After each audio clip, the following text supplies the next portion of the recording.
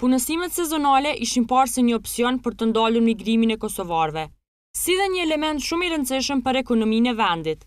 Mundësia për të dërguar qytetarët e Kosovës, qoftë në vendet e Bashkimit Evropian, qoftë në vendet skandinave, u kishte dhënë shpresë për punë personave që më parë synonin braktisjen e vendit.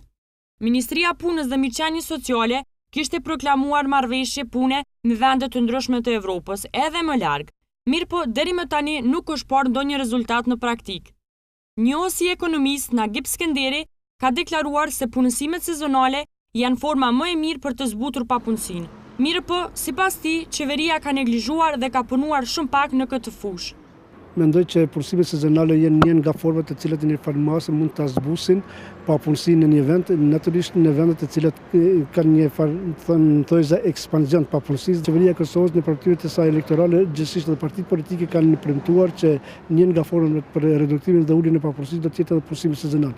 Mirë, po mendoj që në këtë kohë, respektivisht në këtë aspekt, është duke u punuar shumë pak dhe nuk ka ndonjë lëvizje të cilat do të duhej që të rinjtë tanë, respektivisht të reja tanë, të dalin në botën e jashtë dhe të punësoheshin. Mendoj që është një neglizhencë e institucionit në këtë rast, sepse këto migrimet deri tani kanë dëshmuar që Evropa ende pranon punëtorë sezonale, respektivisht ka nevojë për një punëzenie kushtimisht sezonale dhe Kosova ka brumin e këtyre njerëzve. Për të realizuar projektet e këtyre punësimeve, Skenderi ka thënë se duhet një bashkëpunim i domosdoshëm me ekspertët e ekonomisë, në mënyrë që të konfigurohen kuadrot e mundshme për punësim sezonal.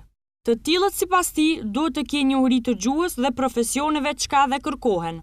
Ministria e Punës dhe Mirëqenies Sociale përmes drejtorateve të punës dhe zyreve të punësimit do duhet bënte një konfiguracion të gjitha dhënave elementare me të cilët këta të ri figurojnë, respektivisht regjistrohen dhe ky regjistër i të papunëve tash plasohet në Ministrinë e Punës dhe Mirëqenies Sociale, konkretisht në Departamentin e Punës dhe Punësimit, dhe nga këto dhëna tash ata ta kanë brumin e këtyre kuadrove të cilat vendet eventualisht të cilat janë të interesuara do të mund të ta absorbonin nëse ta merrnin një pjesë të këtyre punëtorëve të cilët janë të papunë, dhe Ministria e Punës në bashkëpunim me Ministrinë e Punës të Jashtme që përmes misioneve diplomatike ta aktivizojë diplomacinë ekonomike dhe në këtë kontekst të jetë një furnizues kryesor ose ta bëjë atë kërkesën për punë tek oferta në këtë rast tek vendet e jashtme që do të mund ta aktivizonin.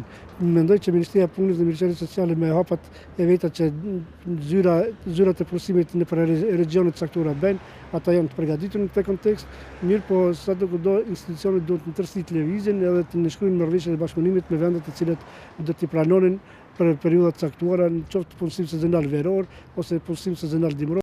Ministri Arban Abrashi pati deklaruar kohë më parë se me Gjermaninë do realizoheshin disa projekte me të cilat do të mundësohej aftësimi dhe punësimi i kosovarëve.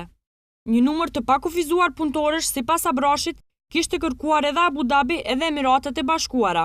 Ndonse kishte deklaruar se nënshkrimi i marrëveshjeve të tilla do të bëheshin në muajin maj, ende nuk është publikuar asgjë konkrete.